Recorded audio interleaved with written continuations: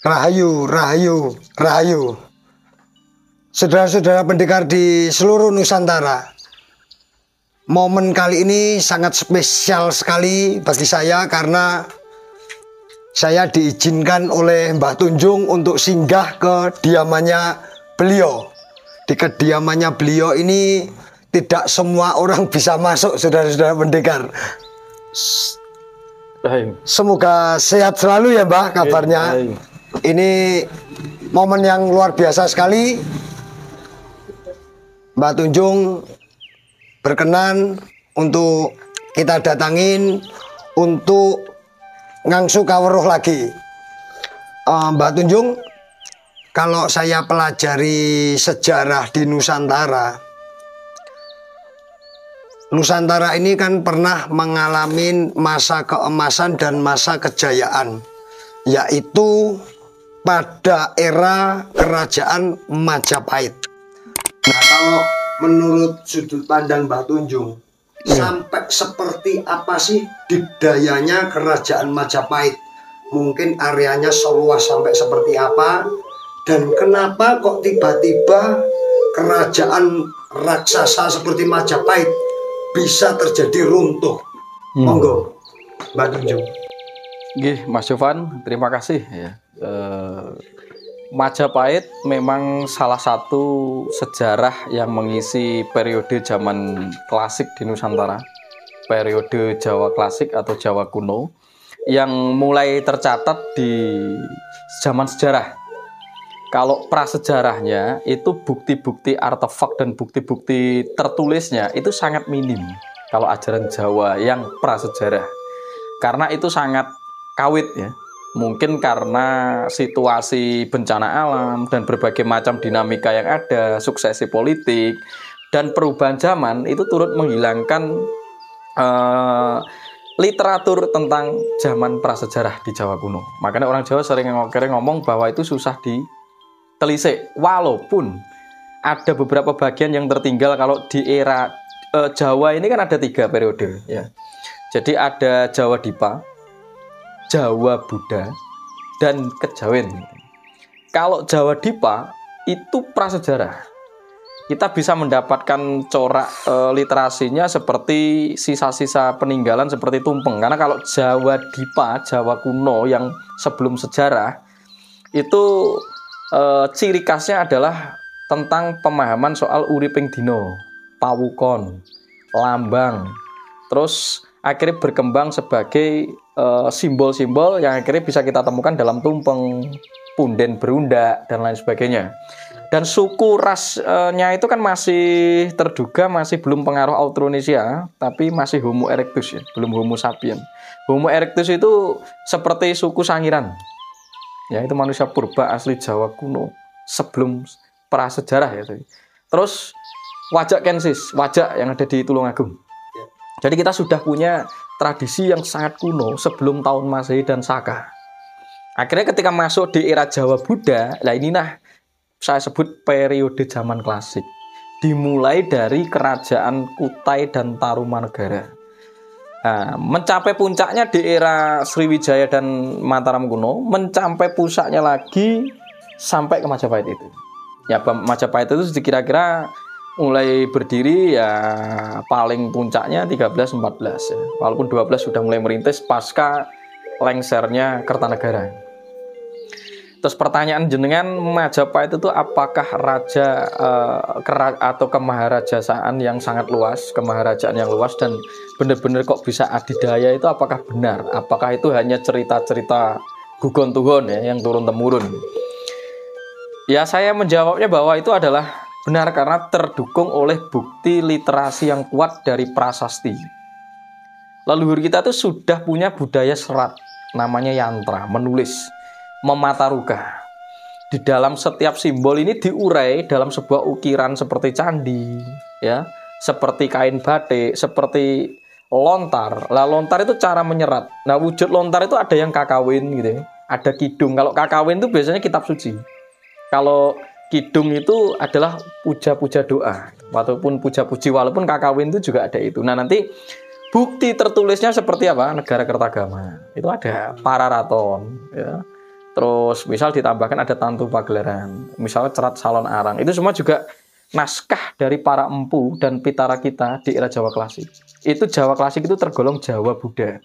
Karena pengaruh ajaran Kasiwan dan Kasogatan. Kasiwan itu pengaruh Hindu dan Kabudan itu adalah Kasogatan. Itu sangat khas di era Jawa Buddha. Makanya kalau sekarang masih dikenal tentang konsep Wong Jawa Buddha gitu. Agamanya masih ada dan sangat berkembang. Walaupun kita itu memiliki kepandaian dan objektivitas untuk sinkretisme dan akulturasi. Nah, Majapahit itu bisa melakukan itu di zaman itu. Karena bukti di prasasti-prasasti itu menunjukkan bahwa legitimasi Majapahit itu sangat luar biasa ketika mencapai puncaknya di era Tribuana Tunggadewi dan Hayam Wuruk.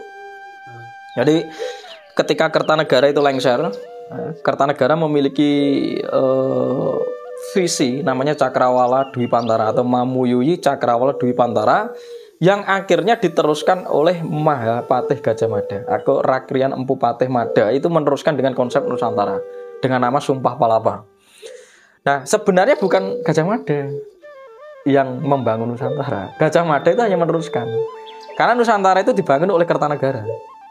Kertanegara melakukan ekspedisi yang sangat terkenal namanya ekspedisi Pamalayu, Cakrawala Dwipantara. Nah, kebetulan Kertanegara itu adalah Raja Singasari yang sangat besar. Itu mengalami penyusutan karena dikudeta oleh Jayakatwang. Nah, pada waktu dikudeta ini lengser, mandek. Baru Raden Wijaya atau Dyah Wijaya itu mendirikan Majapahit. Sekitar ya hampir 1 abad, ya kurang lebih 1 abad selanjutnya, ya, setengah abad lah. Baru dari situ putri dari Kertanegara yang dinamakan Dyah Gayatri Rajapatni itu dinikahi. Dan akhirnya ketika dinikahi punya anak namanya Dyah Gitarja atau Tribuana Tunggadewi. Itu raja atau ratu Majapahit ketiga. Dengan gelarnya adalah Tribuana Tunggadewi Maharajasa Jaya Wisnuwardani. Wah, itu adalah seorang perempuan tangguh yang berhasil menyatukan pasukan laut namanya pasukan Jaladi untuk mengekspansi Majapahit. Dan itu meneruskan visi geopolitik dari Gayatri Rajapatni. Itu luar biasa. Nah, di waktu itu buktinya jelas bahwa Majapahit besar. Karena apa? Penaklukan Majapahit itu dengan konsep kecerdasan. Orang Jawa kuno itu menggunakan kecerdasan, bukan klenik loh ya, kecerdasan di era itu. Termasuk kan saya bilang orang-orang zaman dulu itu sangat visioner karena mengembangkan cara pandang mindset yang luas, gitu loh mas. Nah itu disebut akhirnya Jawa. Jawa itu ndunung beneh, ngerti paham, bukan suku, bukan terbatas suku dan sekte tertentu. Karena Jawa itu adalah pemahaman kesadaran, gitu loh. Nah, di era-era itu orang kita tuh sangat memiliki visi yang luar biasa, kecerdasan luar biasa. Satu, sumber mineral tinggi, ya kalau wilayah lingkungan, ya sumber daya alam tinggi itu mempengaruhi, karena mempengaruhi pola makan.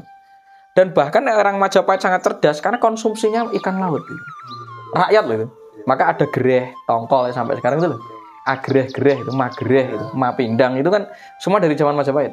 Konsumsinya tidak ayam potong atau boiler seperti zaman sekarang. Dan itu sangat membuat penurunan sistem DNA dan pembodohan. Zaman dulu laut kita berlimpah. Nah, selain laut, Majapahit itu meneruskan pasar maritim terbesar dinamakan Bandar Malaka. Dan penaklukan Tribuana Tunggadewi dan akhirnya mengangkat Mahapatih Gajah Mada itu menggempur Keta, Sadeng, itu wilayah pesisir laut. Zaman dulu itu kalau memiliki pelabuhan itu sama saja memiliki bandara internasional di era sekarang. Nah, berarti kan gagasan itu sangat outward, jauh. Tidak hanya tidak hanya seperti tikus dalam lumbung, agraris gitu loh. Karena bangsa kita bukan bangsa agraria, bangsa maritim. Makanya disebut Atlantis. Kita keturunan ras Atlantis. Nenek moyangku seorang pelaut. Itu sejarahnya ada. Makanya Jalus Veva Jayamahi itu. Nah, Majapahit mengembangkan sistem namanya Gegewani Kertabiseka Krama Pancasila. Itu sistem kenegaraannya. Dan membangun sebuah armada besar disebut Getih Getah Nusantara yang sekarang dipakai lambangnya itu di kapal laut kita. Lambang NKRI, ya strip merah 5, strip putih 4. Nah, Getih Getah Nusantara jadi bendera merah putih. Nah, sebenarnya itu konsep dari Bopo Angkoso dan Ibu Pertiwi, Komo Bang, Komo Petak, Sari Sperma dan Sari Darah, ovum dan darah. Ini itu sebenarnya ajaran Majapahit. Nah, buktinya Majapahit itu memiliki pasar yang besar, jadi sangat hedon. Ngerti Mas? Karena ketika Gajah Mada itu diangkat menjadi Rakrian Apatih, Mahapatih, ya tidak hanya Patih, Mahapatih, itu melakukan penyatuan Nusantara dengan melanjutkan misi Cakrawala Dwipantaranya Kertanegara disebut Nusantara dengan Sumpah Palapa. Jadi kan bersumpah menyatukan Dompo, Serang, Tanjung Pura, Tumasik, gitu. Terus sampai Sasakanusa, Sasakanusa itu Sulawesi, Tanjung Puran itu daerah Kalimantan, terus Warna Dwipa itu Sumatera, sampai Semenanjung Walaya itu seluruh daratan dikuasai dengan konsep Mandala. Nah, akhirnya berhasil mengumpulkan sebagai bandar besar pengepul gitu. Karena orang Tiongkok ke sini, Arab ke sini, sampai Selat Malaka dikuasai itu sebagai jalur maritim untuk mendistribusi hasil rempah. Hasil rempah itu dikirim, Mas, sampai Laut Balkan, itu Selat Gibraltar, sampai ke sana dijual ke Timur Tengah, Malabar, India. Akhirnya sampai sekarang ada kereta api Malabar. Mbahmu Majapahit itu yang ngerintis sampai ke seluruh Eropa. Loh kok bisa?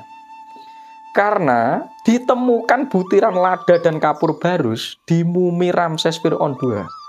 Raja Ramses II Fir'aun II itu berarti mumifikasi itu bahannya dari sini. Berarti kenapa? Orang Eropa itu memiliki beberapa musim yang tidak bisa menyimpan bahan makanan segar, Mas. Jadi seperti sapi, hewan ternak itu harus disembelih saat memasuki musim berikutnya yang ekstrim. Karena kalau tidak, kita nggak makan. Nah, salah satu untuk menyimpan cadangan pangan yang terutama adalah serat hewani itu diawetkan. Nah, bahan pengawetnya itu ada di Nusantara. Maka ekspor rempah itu sudah jalan di era zaman dulu. Jadi mbahmu itu sudah pengekspor niaga yang sangat besar di zaman dulu. Nah, itu ngumpul gitu. Saka Sasakanusa itu mendapat polo gitu. Pala. Terus akhirnya lewat Muara Jambi mendapatkan cengkeh, dapat semua bahan kapur baru itu sampai di wilayah Banten itu diekspor ke sana. Lah wis sugih, lah nek Cina rene gitu kan. Orang Tiongkok ke sini mau beli atau dari manapun Arab atau Timur Tengah gitu. Itu kan dia harus meminta kawalan ketat karena kalau tidak dihancurkan oleh bajak laut dan tersesat di tengah laut itu. Mbahmu itu duwe Jung Java, kapal yang sangat luar biasa untuk mengarungi samudra gitu. Saurunge Portugis duwe Fort de la Mar ini. Kita sudah punya Jung Jawa itu. Lah wi nek ning kono enek perompak, bajak laut apa-apa iki pasukan angkatan laut kita tuh kuat armada Majapahit itu. Diwangi, ya ngene. Tapi kok kulake nang aku ya. Dadi Majapahit itu sebagai pengepul, juga kok Sasakanusa, Janggi itu Papua gitu kan. Ujung Medini, Ujung Galuh, semua ini dikumpulkan. Yang kudu nang aku didor ning Bandar Malaka dengan uang dukat itu 3 kali 4 kali lipat. Sugih tenang Majapahit. Makanya kita percaya bahwa Majapahit itu sangat besar dan adidaya karena kemaharajaan. Bukan kerajaan kedatuan, kemaharajaan. Nah, akhirnya sampai puncaknya di Hayam Wuruk. Nah, akhirnya dia memiliki batas tegas wilayah. Misal batasnya di tengah itu Laut Pusat Jawa. Laut Pusat ya, Laut Jawa. Terus batas baratnya itu Samudra Hindia Sumatera bagian barat. Batas tegas, batas dalam itu. Terus selatan itu batasnya Samudra Hindia Jawa bagian selatan. Terus batasnya di sebelah timur itu Laut Seram Banda Arafuru. Batas utara Laut Cina Selatan. Makanya sing sakniki dadi rebutan. Itu tegas batasnya. Nah, yang hebat itu batas footprint, batas bayangan. Sampai loh. Jadi ketika Mandala dari Rakrian Empunala, kepala lautnya itu dan Aditya Warman itu melakukan ekspansi bersama Mahapati Gajah Mada. Itu keren. Punya batas bayangan, Mas. Karena Majapahit itu membangun negara satelit. Siam, Ayutthaya, ya wilayah Thailand, Kamboja yang sekarang itu dulu satelit kita. Pinter untuk mengatasi meredam kekuasaan Singa Utara dan Singa Barat. Singa Utara di Tiongkok, Yuan itu. Singa Barat Turki Utsmani diredam. Lah nek urung sampai mlebu ning wilayah ibu kota wis dihantem isik teko Thailand. Wis menggeh-menggeh. Itu kan teknik dan sangat geopolitis banget itu. Sangat menguasai strategi politik. Nah, akhirnya outlookingnya itu batas bayangan ya. Itu luar biasa itu. Disebut Maitreka Pathatha itu. Jadi misalkan sampai mengembangkan dan itu ada bukti peninggalan menhir dan pengaruh bahasa. Misal batas utara itu Filipina. Makanya ajaran bela diri Majapahit yang khas disebut pencak silat Kali itu berkembang di sana. Dan neng kono iki angka 1 2 3 6 ngono ki nang gitu. Nah, terus akhirnya batas barat itu Madagaskar. Sampai ke Madagaskar. Batas timurnya itu jenengan searching, itu ada namanya Pulau Paskah atau Ascension Island. Itu adalah kepulauan Samudra Pasifik. Nah, terus batas selatannya adalah Selandia Baru. Hebat nggak itu? Jadi dia berhasil mengembangkan ekspansi itu. Dan saya mengatakan Asia Pasifik yang dia kuasai. Tidak hanya Asia Tenggara dan Semenanjung Malaya. Asia Pasifik. Lah saya ini kok malah nyusut? Nah itu seperti dipertanyakan. Berarti kalau yang saya tangkap, masa kejayaan dan keemasan kerajaan Majapahit ini benar-benar luar biasa ya Mbak ya. Sampai ekspansi, sampai keluar Asia. Lewat dunia permaritiman seperti itu. Justru yang kita tangkap sekarang ini adalah bangsa-bangsa kita ini sedikit melupakan kekuatan maritim pada zamannya. Ya. Nah ini sangat disayangkan sekali ya Mbak. Nah terus waktu itu kalau menurut sudut pandangnya Mbak Tunjung, Patih Gajah Mada ini mempunyai kekuatan apa Mbak? Sampai bisa menaklukkan bahkan melebarkan sayap daerah kekuasaannya sampai keluar Asia. Ini Gajah Mada memiliki kekuatan atau power seperti apa ini? Ya. Nah sebelum itu kan saya akan membahas pinter diplomasi atau strategi perang atau bagaimana? Saya akan membahas tentang kenapa bisa luntur itu. Negara, bangsa atau sebuah kemaharajaan bisa lengser ya. Jadi pada waktu itu menurut saya sampai kepada Hayam Wuruk. Hayam Wuruk itu rapuh, tidak mampu lagi melakukan pengkaderisasi untuk generasi berikut. Makanya raja berikutnya disebut Wikramawardhana, menantunya Hayam Wuruk karena menikahi anaknya yang disebut Kusumawardhani. Itu raja yang lemah, seperti Jayanegara raja kedua. Akhirnya banyak pemberontakan dan lepas dari mandala kita. Nah setelah itu lepas wes raja-raja berikutnya Suraprabawa atau apa itu akhirnya habis kita itu ketika ada perang Paragreg. Wes entek-entekan itu. Akhirnya terus perang bubat gitu. Ya ini karena ada situasi power raja itu hilang. Akhirnya kesatuan kedaulatan itu lemah. Karena pemimpinnya sudah tidak punya power, gitu kan. Dan situasi politik berkembang rusak. In-nya sudah rusak, on-nya ikut intervensi gitu loh. Yang dari luar ikut masuk. Nah akhirnya mengembang setelah itu, akhirnya cucunya dipenggal kepalanya disebut Briwirabumi, dipenggal kepalanya dan sampai wah akhirnya terus ngomong Brawijaya 5. Nah sekarang Brawijaya 5 ini jari ini raja terakhir. Lagi aku rada bingung. Nek raja terakhir kok teko 5. Lah nek rajane Majapahit kuwi meh 12 gitu loh. Sak ngerti itu hampir 12. Karena raja terakhir itu adalah Wijaya Kusuma dan Rana Wijaya. Lah sing disebut Brawijaya 5 iki sing ndi? Hayam Wuruk, Suraprabawa, Girisawardhana, Ratna Pangkaja, Wikramawardhana, apa Wijaya Kusuma apa kuwi sing ndi? Lah memang ini sedikit gagal menurut saya. Ya. Karena apa? Masa keemasan seperti itu yang dipimpin oleh Gajah Mada yang konon ceritanya memang sakti, mandraguna, kekuasaannya sangat luar biasa. Tiba-tiba kok runtuh begitu saja. Ini kan something gitu loh menurut satu kita. Itu adalah situasi dari lingkungan, situasi power raja. Kedua, adapun kalau Brawijaya itu disebut 5 yang terakhir, berarti Brawijaya itu sebenarnya bukan sosok, tapi wahyu, pewahyuan. Nah wahyu itu yang turun sampai yang kelima siapa? Hayam Wuruk. Karena raja yang memiliki power itu hanya sampai itu. Yang lainnya sudah tidak memiliki power. Yang didampingi oleh siapa? Sabdo palon, noyo genggong. Sabdo palon itu adalah ketentuan legitimasi kebijakan atau hukum ruang waktu, momentum itu atau kahanan. Sementara noyo genggong itu kakang kawah di hari-hari. Lah kakang kawah di hari itu siapa? Kakang kawah di hari itu cara berpikir dan cara merasa. Jadi karena mental dan spiritualnya sudah geser, manusia itu mengalami penurunan fungsi atau post power syndrome. Dan itu akan masih mengalami kehilangan segala macam kesempatan emas di dalam hidupnya. Nah, akhirnya tidak mampu mendistribusi ajaran. Kaderisasi nentek. Nah, akhirnya lengser. Akhirnya, makanya wong Jawa itu konsepnya ajaran Jawa itu tidak pernah mencari musuh di luar. Di dalam. Karena makanya ajarannya Jawa itu apa, Mas? Stabil mental spiritual, ayem tentrem. Karena nek wis ayem kowe gak iso dimusuhi siapapun. Tapi nek jero wis kemerungsung, halah.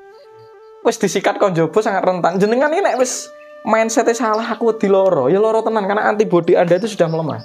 Ya penyakitnya melebu, bukan penyakitnya itu datang bukan karena tiba-tiba ya karena Anda menginstruksi bahwa aku itu melemah. Antibodi melemah yang dari luar pasti masuk. Ini hukum alam atau natural. Nah, karena pada waktu itu gegeran sing Jawa akhirnya sing kon jaba melu golek kepentingan. Nah, akhirnya tahun 1478 itu mendapat sengkalan tahun namanya Sirna Ilang Kertaning Bumi itu lengser. Dan pada waktu itu Mahapatih itu sudah pensiun. Amungkur kan di Madakaripura terus diomong moksa. Arti kata moksa itu melakukan pelepasan atau pensiun menjadi Brahmana. Wis gak gelem terjun ning situasi politik. Karena Gajah Mada itu wis berjanji. Aku akan membawa Majapahit dari kejatuhan itu 72 tahun dalam rentan waktu. Nek 72 tahun gak iso ngetos aku tak leren. Oh gak kok nyalon 3 periode, 4 periode ora eneng. Jadi dia tuh tahu aku tuh kapasitasku ya, timeline, waktuku untuk melakukan kejayaan itu segini-segini. Oh gak ngambang. Makanya diaran ngeli ning gak ngeli yang dipakai Sunan Kalijaga. Visioner. Manusia tuh harus punya visi. Ya, visi itu sebagai penerus karep. Tapi jangan terlalu berangan-angan. Nek angan-angan ini kokean. Jadi platform karep kita itu kekan angan-angan itu malah gak kecekel. Tapi satu titik fokus selesaikan dengan ajek dan konsisten. Ini maksud saya kenapa orang dulu bisa membangun sebuah peradaban. Gue ya dibelani rekoso ajek kayak jenengan ngupload YouTube lo konsisten. Lah nek grok-grok asem gigi mongso ya ora jalan. Makanya harus pada waktu itu gigi risi. Oh gak gigi mongso, gigi risi. Tentukan waktunya baru kita kualitaskan sampai ke sana. Makanya Gajah Mada itu sampai 72 tahun. Target aku iso nggo Majapahit itu sampai ning puncak kejayaan. Baru aku pensiun. Oh gak nambahnya 2 periode. Akhirnya dia menjadi Dewan Sabtaparba atau Mokso aku tak jadi penasehat. Wae dadi pembidik. Nyapa kok ambisi meneh. Lah mungkin dari ini juga akhirnya kaderisasi lah. Nah, dan ini Mas. Terus enek kata-kata gitu ya. Ini secara filosofi ini. Bangsa kita tuh setelah budaya itu lengser itu seneng ngalah. Misalnya aku gelut atau sampai nantang gelut aku. Itu digambarkan seperti perangnya Anoman karo Bathara Kala.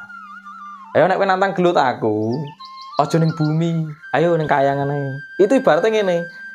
Lah nyapu aku ngladeni bocah iki. Lah iki kapasitasé sakmene tak ladeni lho, ya ngrusak tatanan. Makanya nek kowe gelut karo aku, ya ayo golek nggo ning jaba. Aja ning rumahku piringnya pecah kabeh kan gitu loh. Jadi ada konsep ngalah. Daripada aku ngantem itu ya anakku dhewe, kayak kadung anakku tuh kedoktrin dengan ajaran baru. Tak antem ono ki anakku gitu loh. Ya aku luwih ngalah karo anakku to. Makanya terus jenengan ngomong kok diserang karo anake dhewe, anake gak nyerang. Anake muga gak ngerti. Gitu. Gak ngerti terus akhirnya bapak ya wis ngalah, gitu loh. Itu juga yang membuat kita lengser dan ini kan dinamika, Mas. Nah, akhirnya dampak hancurnya Majapahit Sirna Ilang Kertaning Bumi, tamat riwayatmu Majapahit ring Malwantara. Ya hasilnya kekuatan dari luar itu sangat masif masuk ke dalam karena pagar betis jebol. Akhirnya datang kolonialisasi, banyak budaya asing dan akhirnya melakukan monopoli rempah besar-besaran dan kedatangan kolonial itu merusak jalur maritim kita seperti Bandar Malaka itu rusak karena terjadinya perang Portugis, perang ini karena mereka itu caranya gak halus gitu loh. Nah akhirnya apa yang kita lihat hari ini itu tidak mengacu kepada leluhur. Misalkan batas negara yang tegas itu kan pengaruh kerajaan Eropa. Saya nek sing ngomong Majapahit ki asline gak enek-enek. Majapahit itu tuh fleksibel wilayah pengeluasannya. Karena wilayah pengeluasan nek jenengan setuju karo aku tidak akan mempengaruhi budayamu, cara hidupmu, beragama, cara makan. Tapi nek kowe pengen tak lindungi sebagai sebuah kedaulatan tempat, aku diwehi pajak ya. Upeti namanya. Tapi aku urusi agamamu ya tak urusi. Gitu loh. Makanya pada saat itu tuh keren gitu loh. Makanya dengan nama Bhinneka Tunggal Ika, akhirnya melebur ajaran Siwa Buddha itu. Rukun. Contohnya kan jadi Borobudur karo Prambanan. Itu contoh Bhinneka Tunggal Ika kita, aliran Hindu karo Buddha iso rukun gitu loh. Itu harus kita contoh. Hari ini jenengan mireng ngedikane Bu Retno Marsudi. Yang membuat kita masih disegani di dunia tuh. Kita itu berbeda-beda tapi toleransinya luar biasa, itu renek-renek Nusantara. Dan tak tanya loh, negara yang paling subur itu kan di mana kalau tidak Nusantara? Nusantara, karena barisan gunung berapi itu berhentinya di Nusantara. Sampai riset aja nggak percaya.